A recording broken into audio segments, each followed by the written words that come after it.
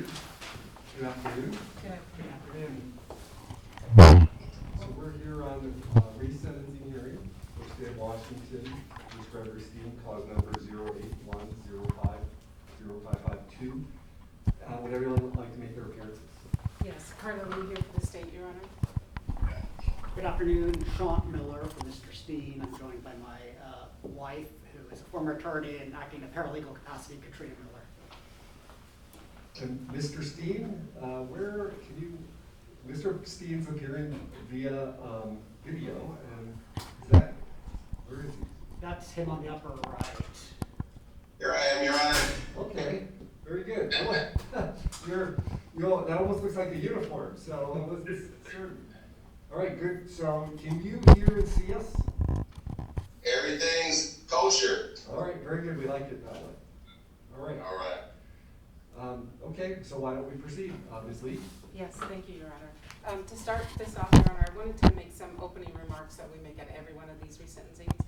So we're here under the laws of 2021, Chapter 141, Section 1, ESB 164, which is known as Senate Bill 5164.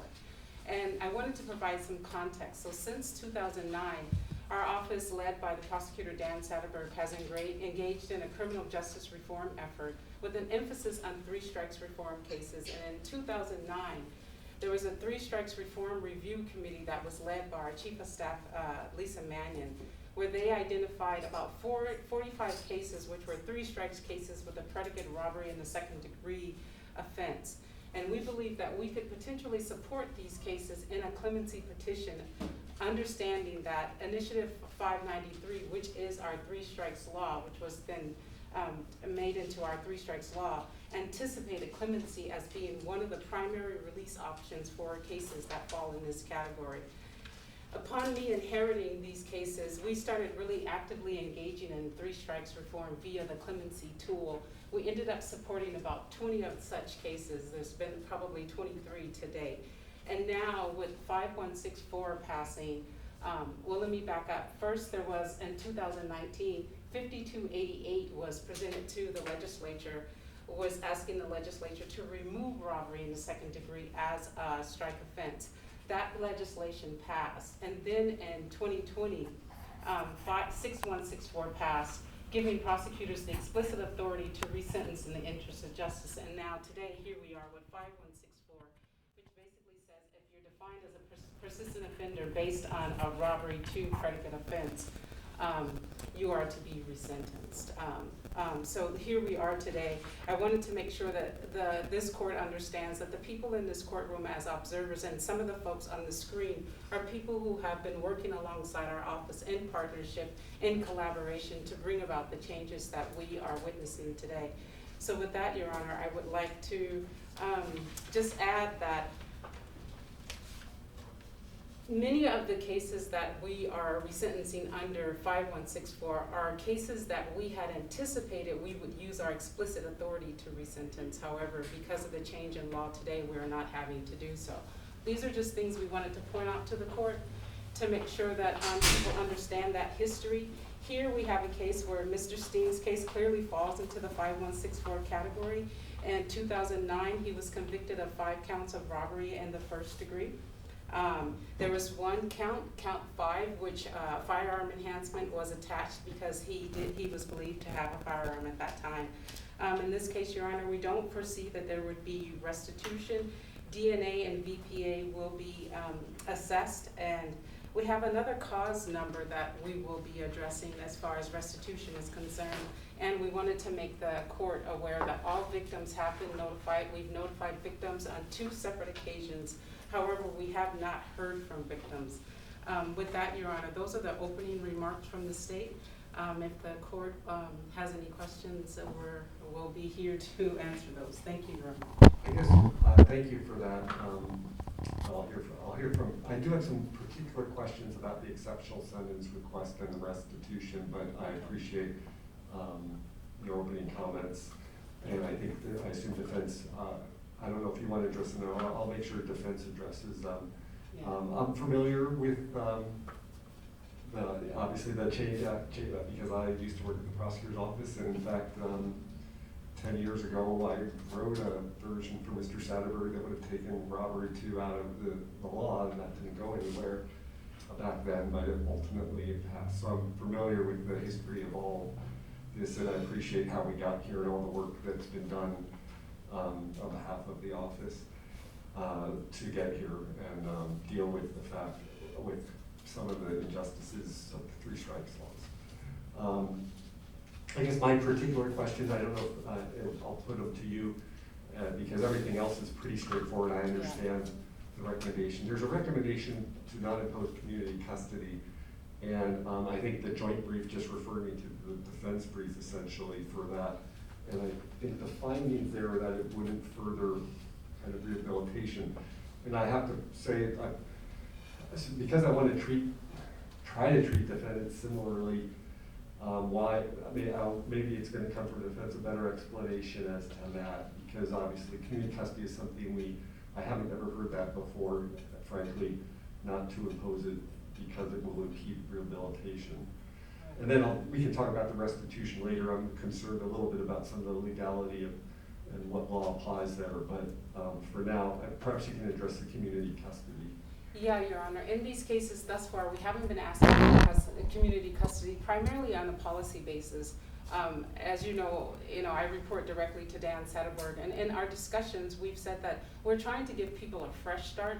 We're trying to give people a second chance, and oftentimes, Your Honor, in these particular cases, but for the three strikes law, many of these individuals have served far beyond what they would have served, but for Initiative 593 and the three strikes law being in place. So in order to promote a successful reentry, in order to try to give people that second chance, we are not asking for community custody, recognizing that they've done far over the standard range that they would have done.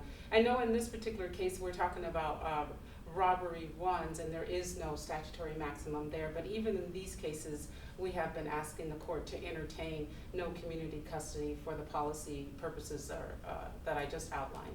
Okay, so that's what the state can offer at this time.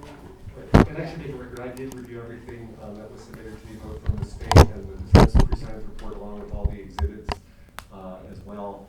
I even went back and reviewed I think there was a reference to a Seattle Weekly article about Mr. Steen and reviewed that. So counsel, you may. Okay, thank you. So I concur in the state's remarks, and I think really the sort of additional point that I would make was just sort of take you to some of the evidence we laid out in our sentencing memorandum around the preparations that Mr. Steen has made for reentry. And I think, one of the things that really stands out to me is how involved he has been in that process. And so from lining up housing and housing that actually doesn't require you to be in community custody, because we had to look through various options to find that, to a plan for continuing his education and work with a nonprofit to help support him in that, to several offers of employment, and to a number of community members who we submitted both letters and I think are present on Zoom. So I think we feel like he's done all of the legwork in order to have that successful re-entry without then also having to go through the bureaucracy of a community custody. And for that reason, and coupled with the fact that if Your Honor accepts the sentencing recommendation, he will have already served all his time. That was one of the reasons that we're seeking that exceptional sentence. Thank you. Anything further you want to mention before I turn to Mr. Steen? I think if you've read all of the papers, really, I think let's just give Mr. Steen an opportunity to speak. I mean, I think just one other theme that I would highlight is as you look through sort of the work that he's done over the last 13 years, one of the things that's really impressed me is not just the sort of focus he has had on his own improvement and kind of understanding the roots of his addiction and so forth, but how he has taken that and then worked actively to help other members in the community to do that. And so I think really both of those factors show not just sort of how he's ready for release, but the kind of positive contributions that he could make, that he has made already, and that he could make upon release. But that's all, and I'd love to have Mr. Steen have an opportunity to speak. Great, thank you.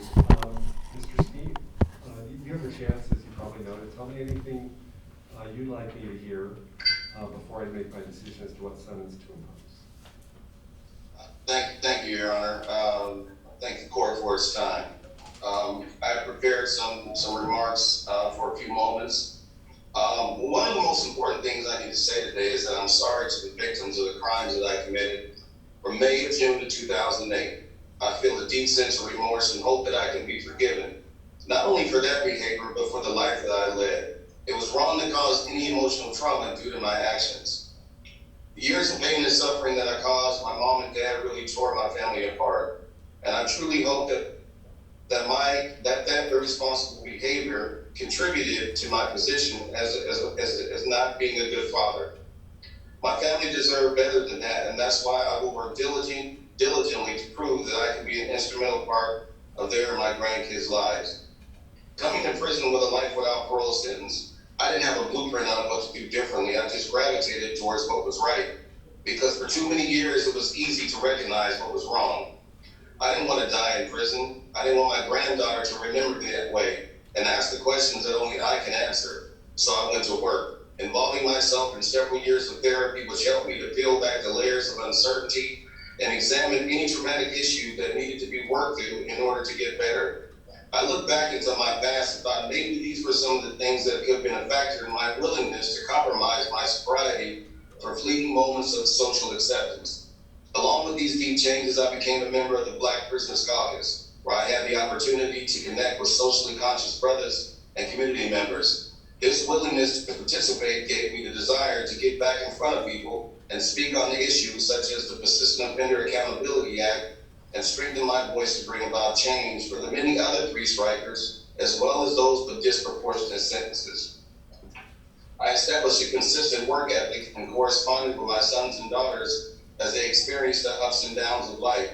It was extremely difficult to tell any of them that I had life. I directed more of my time to self-improvement, involving myself into any available life skills classes. But it wasn't until 2013 when the BPC and Monty Carter created the college program called Teach that I understood the power of education, especially how it related to some of the choices that I had made in my life. I knew that I had to get a handle on my issues with substance abuse, so I attended traditional NA and AA meetings, met people who struggled the same ways, and had the experiences of powerlessness that came along with it. I wanted to dive deeper into recovery, which led me to develop a class through the TEACH program called Confronting Addiction. My students trusted me with their experience of guilt, sorrow, and remorse. They listened to what science had discovered about why it was so difficult to stop, especially when to continue would bring about negative consequences. Teaching gave me the tools to experience my future in its present state. Earlier in my sentence, I agreed to participate in a 16-year home study course with City Yoga Meditation, where I was taught that we are affected by our own feelings, our own thoughts, by what happens inside of us. Nothing outside has the power to rule us. However, if we give it that power, then we are forced to accept the consequences. Yet I was still in search of new experiences. This led me to a powerful organization that was willing to show me how to teach in a new and liberating fashion. In 2015, I was accepted into a yoga teacher training program conducted by Yoga Behind Bars based in Seattle. It was a trauma-informed practice that creates a safe space in which students enjoy the benefits of a wellness program. It was like stepping outside of my own box and discovering a whole new world only obtainable through a simple act of courage. After training, I returned to Clown Bay and taught alongside several great teachers from the community. These ladies helped every student become a better version of themselves. While simultaneously doing so, I found that I had become my best self. By far, the countless college courses that were made available through BPC Teach played a critical part in my development over these last few years. The higher learning experience with Seattle Central and Peninsula College paved the way for those awesome professors to raise the many men to a level we had not yet experienced but were aggressively seeking.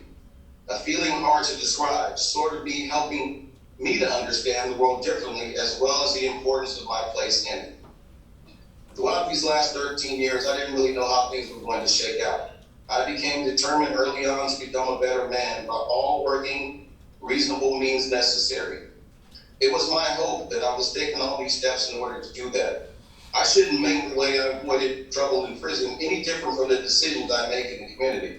At the end of the day, I claim complete ownership for my past actions and have come to realize that being under the influence is something that I just cannot do. And more importantly, Bad choices lead to the kinds of behavior that I never wish to engage in again.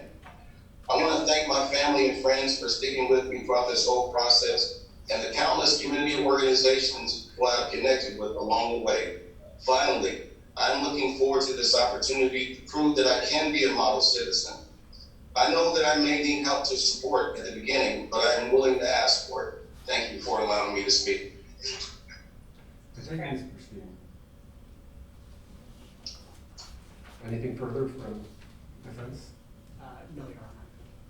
Right, so I'm gonna sentence and then I'll deal with the motion on the restitution second. Thank you for that comment, and I did review everything that was submitted, and the amount of support you have is impressive, and the progress you've made is also very impressive. I want to commend you on that.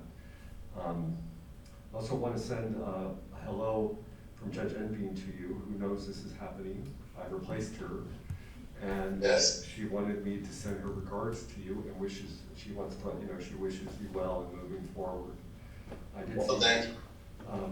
I did see Judge Enbean's quote. I think you recited it. Yes. And I know her well and respect her. In this case involves 5 counts of robbery in the first degree, 1 with a firearm enhancement. As everyone's noted, you were subject to being sentenced as a persistent offender, and it's taken a long time for changes to that law to be made, but now they have been made and it entitles you to this resentencing. Now, your range in this case is 189 to 231, essentially, given the firearm enhancement, and both parties are recommending the low end. I think that's appropriate for this case, and I'm going to impose the low end of the range. So that's going to be essentially 129 months on each count, and then the 60-month mandatory firearm enhancement on the 1 count, which adds up to 189. With respect to community custody, I paused as to that because I was a little concerned about the reasoning behind, the theory behind it, that it would impede your rehabilitation. I understand Ms. Lee's, what she said, which is that they've been making this consistent recommendation. And it makes a lot of sense to me when there's people in your position who have done far more time than they would under a standard range, and then they still have to do community custody. It's not as, this is a closer call because you've done about the low end of the range, but I think in light of all the support that's been indicated to me from all the materials, and frankly, as I mentioned before, I used to be a prosecutor, and I'm kind of familiar with, had not for the 3 strikes law, this case might have been resolved in another way. So I think in light of those factors, I am going to grant the request to impose an exceptional sentence. I'm going to find essentially the parties' agreement is a substantial and compelling reason to impose that request for the exceptional sentence. I'm going to waive all non-mandatory legal financial obligations as well. With respect to restitution, I do, I guess I want to hear a little bit more about that. I am a little concerned, Ms. Lee, and defense as well, about what I read was that it would impede, again, it kind of his ability to rehabilitate. And when I look at the statutes, it's not at all clear to me that it's something, someone indigency, they've been pretty specific about when indigency gets waived for waiving certain legal financial obligations versus others. And the restitution statute, in fact, when it comes to being modified, says I'm specifically not supposed to modify it based on a lack of an ability to pay. So that causes me a little bit of concern as to whether that's an appropriate basis not to stand by the original restitution order that Judge Enbean imposed. Yes, thank you, Your Honor. I also want to defer to Mr. Miller on this particular issue because he has a little bit more information than I have in front of me at this time. But we did do a lot of research to try to figure out what was owed, and we did identify that there was a significant amount paid, but there was also some discrepancy as far as what remained to be paid. So I'd ask Mr. Miller to also stand up. And then the other issue the other recommendation that I would make, Your Honor, is maybe that we would have a separate restitution hearing so that we can make a better argument if you're not persuaded by Mr. Miller's comments. Thank you, Your Honor. So with respect to the indigency, I think the area where that is most clearly a basis is for the fees and the costs. For the restitution, there were a number of factors, Your Honor.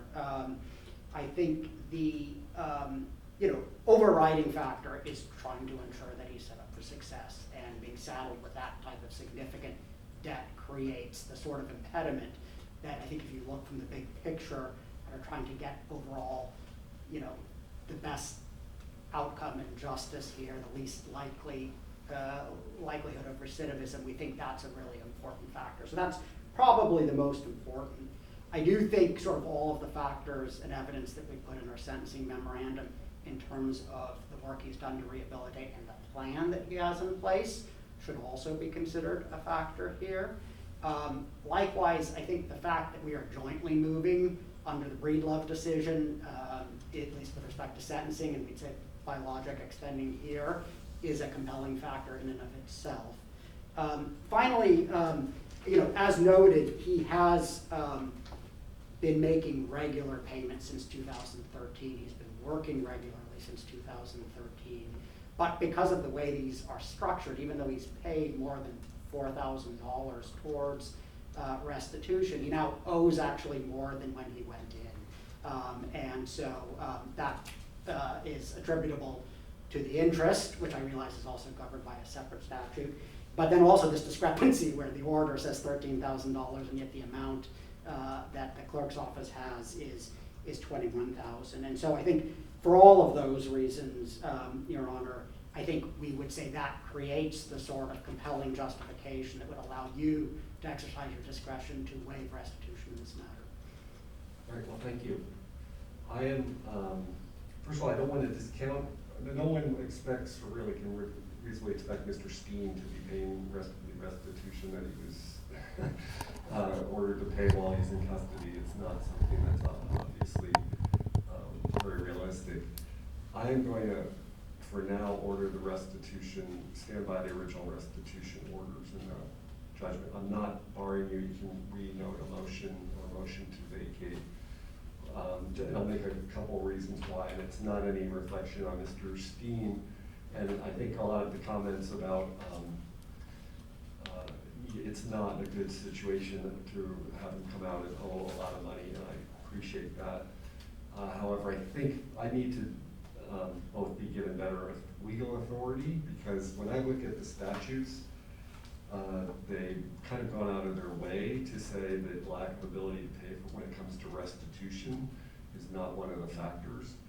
And in fact, even though I'm not very keen on all the interest that's been accruing, when I look at that statute, it appears to say that I can only reduce the interest. I mean, because that's, to be honest, I'd be very interested in doing. But I may only reduce the interest on the restitution if the principal has been paid in full. I mean, the statute's very specific. So I do, so on the one hand, I'm not comfortable reducing it at this point. And second, I do want to treat people similarly, and frankly, unfortunately, a lot of robberies and other crimes ultimately end up with a big restitution bill, and I don't think it's been a regular practice to waive those, even though I think for most people it would set them up for success if they didn't owe it all, and then we have to balance the victims. And then frankly, in this case, I think we all recognize the victims are banks, so it doesn't weigh as heavily on whether it should or should. It doesn't weigh as heavily on, frankly, me or probably anyone in terms of ensuring restitution. But I'm going to impose that for now, but you certainly can renew a motion with, if there's maybe legal authority, better legal authority. I'm not certain, I know you mentioned Breedlove, and maybe there's a case out there. I'm not certain I've heard of an exceptional sentence that is based about restitution. Maybe there is, but I did a lot of exceptional sentences in my day, and I don't remember one on that, and so I'll need some authority. Okay, all right, Your Honor, yeah, we're happy to look into Sure. that and do subsequent briefings. Just one other thing I'll note, there were two matters that we sought relief on. In the second matter, which is, The 2001 case? yeah, yes, exactly, 011045411. So I was reviewing the numbers there, and it looks like the payments that he has made have actually been accruing to that. Right. So restitution actually has been paid fully there. Okay. And by my count, as of July 13th, he had only $200 of costs. And so there is still $6,000 in interest on that matter. And I think if you look at the statute that governs interest, once restitution has been Correct. paid, it is within Your Honor's discretion to waive interest. And so I guess and I'm happy to deal with this in subsequent briefing, but the request would be, would you consider waiving interest on that matter under your authority for, I'm sorry, I don't have it at the tip of my tongue, but I think it's RCW 1082090, where restitution has been paid in full. Yes, I would. Okay, thank you, Your Honor. I think, as I mentioned, I looked at that statute, and I was kind of inclined to want to waive interest because it seemed prohibitively high. And if we have a legal authority to do that, we'll do it. Okay, thank you, Your Honor. So I guess at some point, someone in DOC is going to take Mr. Steen's prints. We can do that now, Your Honor, if you're ready. So the clerk needs to watch first.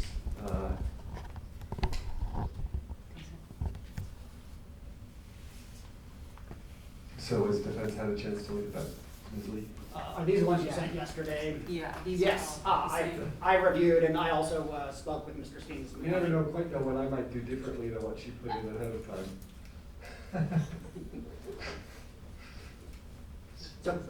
So you need to sign it as well. Okay. And so now we are observing, so the statute does require that the clerk observe the taking of the fingerprints, which we accomplish via Zoom here. All right. You've done slide prints before, right? Yeah. All right. This is everybody? Yeah. This paper. All right. There. Yeah. And then just go ahead and place it there. And let's go ahead and just get that done as well.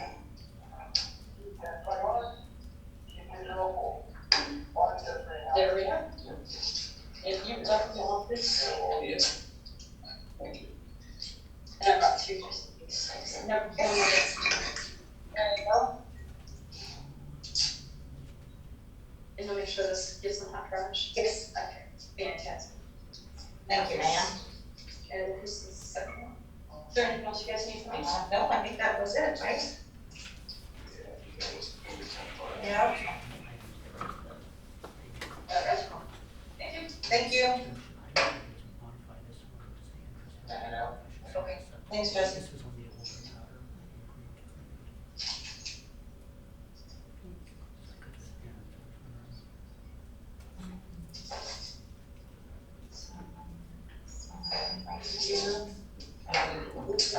Sign and print today's date.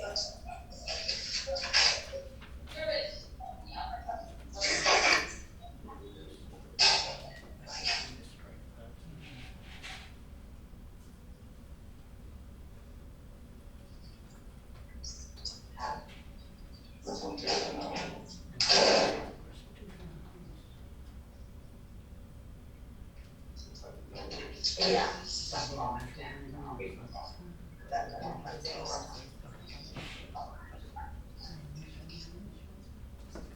So you can't, I'm not sure, Mr. Steen, the lawyers are going through the judgment and sentence. Okay.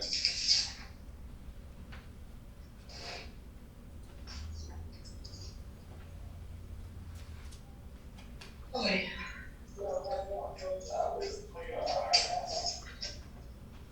Your Honor, what we did on the one motion for the second matter, we just struck restitution and cost for now and left interest, so you have a proposed order that would waive interest on that second matter. On the 2001? The 2001 matter, yes. So I'll make a record of which cause number that is. Thank you. Okay, yes, I can really do it if you want.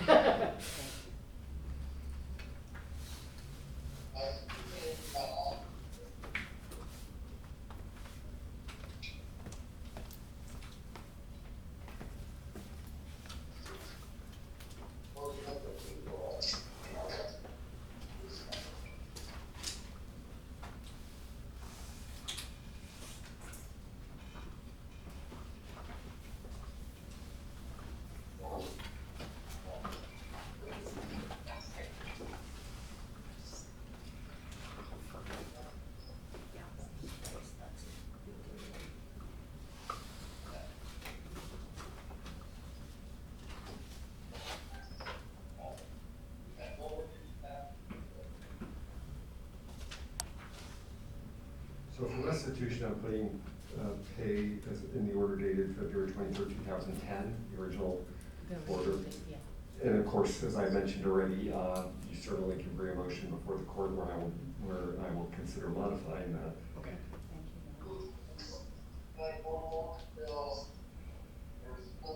So I think also,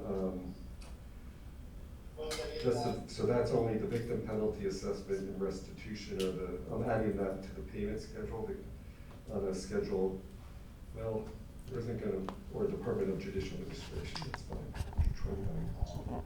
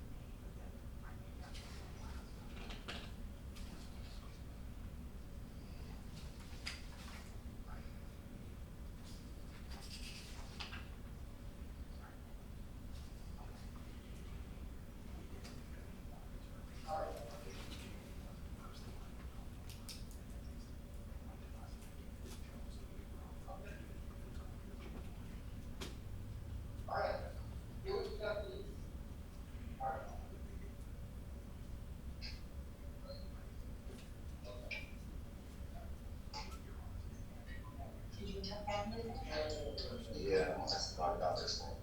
Yeah. I don't.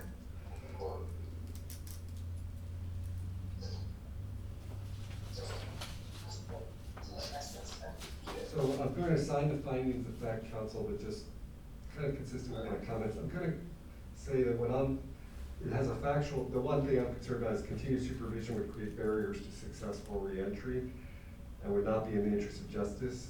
That's not really the reason.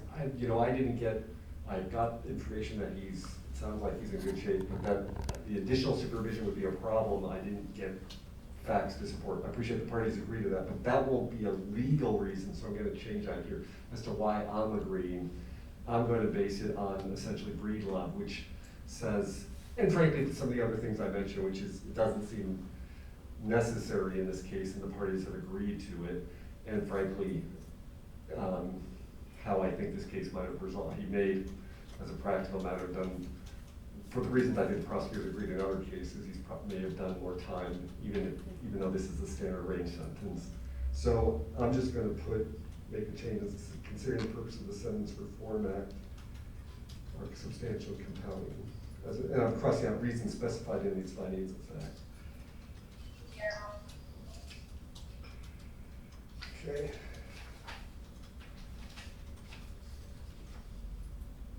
So this fingerprint form, I don't know if I think we wait for it to get mailed to us, or do you want me to sign this? We actually sign it, Your Honor. There is a notation at the top. I've reviewed the judgment sentence with the things I mentioned. I reports with the court's oral ruling. And I've signed off on an order to resentence.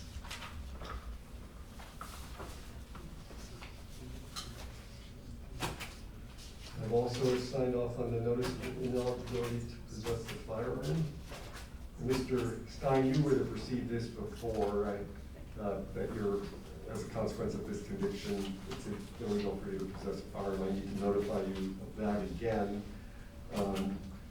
So, you know, when you get out, you can't, it's a serious felony to be in possession of one. You do have the ability to petition the court to restore that right, and you have to petition the court in any case where it's been revoked, and you can discuss with your attorneys when and how that could happen, okay? Yes. And then order of release, do I understand, it looks to me that, based on assuming good time, that Mr. Steen's done his time. That's what we're assuming, Your Honor. We're unable to get the good time calculations prior to the new JNS being entered. But we're assuming that it's gonna calculate and he'll be released immediately. Yeah, Your Honor, I had communicated with someone in DOC to try and run those numbers and what they thought would happen, and they confirmed that they thought he would be eligible in such a way that he would have served all of his time with the sentence that he gave. So, I guess the question I have is, until we know for certain, should I sign off on this? I'm sure he wants to, I'm more than happy to vote when there's a little bit, normally I sign off on order of release when I impose a certain period of time and they clearly, there's no question it's been done. Yeah. I think, Your Honor, if the order of release is not signed, then this process won't be able to proceed on the DOC side. So the way we've been doing it in past is that the judge has been signing, DOC does the calculations confirming that the person will be released. If the person is not to be released based on the good time calculations, DOC is letting us know that, and then we are then correcting any orders from that point forward. But I'd be quite surprised given what I read, that Yeah. he wouldn't be eligible. So also, your note, did Mr. Stein, counsel, can you represent whether Mr. Stein got his notice of rights on appeal? Yes, he has, and we reviewed it this morning. And Mr. Stein, can I sign on behalf of you the notice of rights on appeal? Yes, you may. So, I'm not gonna recite it to you, but even when actually, even under these circumstances, of course, you still have a right to appeal. And no matter, so, and the notice of